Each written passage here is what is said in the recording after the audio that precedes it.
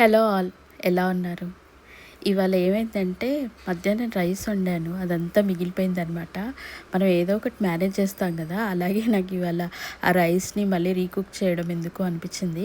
Egg fried రైస్‌లా చేద్దాం అనిపించింది.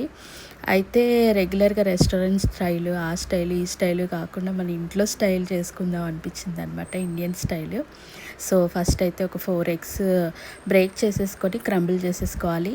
దాని తర్వాత ఆనియన్స్, పచ్చిమిర్చి, కరివేపాకు, అల్లం వెల్లుల్లి పేస్ట్, కొంచెం గరం మసాలా వేసి కాసేపు వేగనిచ్చుకోవాలి. దాని తర్వాత కొంచెం క్యారెట్ కూడా వేశాను.